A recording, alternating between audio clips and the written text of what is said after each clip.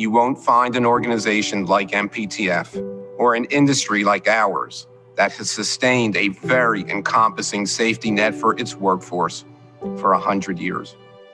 I feel like the pandemic was a great equalizer. As you're going through your life, especially when you're younger, you have this sense of invincibility and you believe that nothing is going to touch you. And I think it's the same thing that a lot of people that have been in the industry a long time and have found some success also have. This pandemic hit everybody.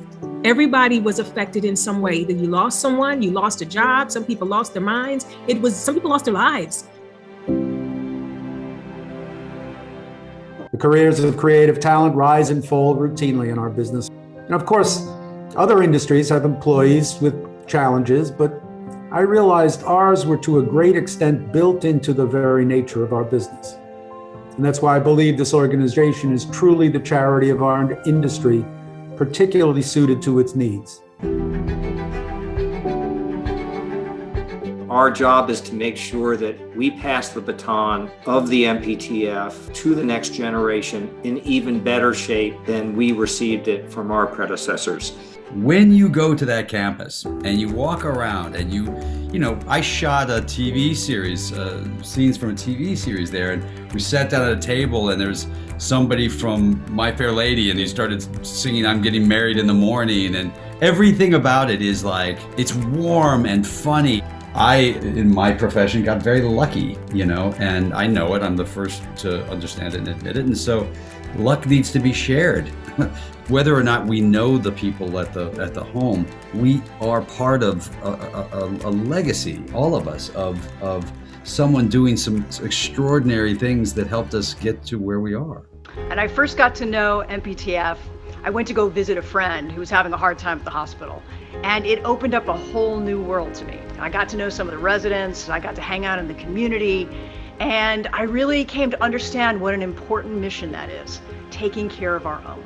I personally have seen countless times the life-saving work that MPTF does. There's probably not a project that I do where I don't end up in a conversation with at least one crew member who has a story of MPTF showing up for them when they were in a really tough spot, whether it was paying the rent during a dry period, or counseling on substance abuse, or helping to arrange proper care for an elderly parent.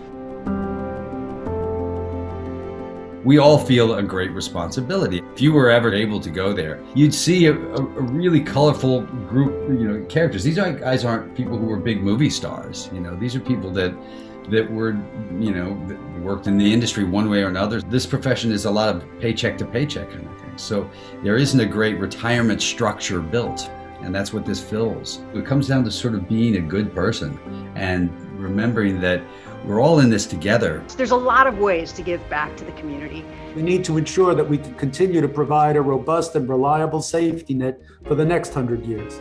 The very same principles that made my father and grandfather so passionate about this organization fuel my own commitment to MPTF. And I really look at celebrating this 100th anniversary as a reaffirmation of our moral obligation to take care of our own. And that is why it's so critically important that we have 100% participation of industry members in fundraising for the incredibly ambitious goals that MPTF has set for itself to sustain the mission for another 100 years.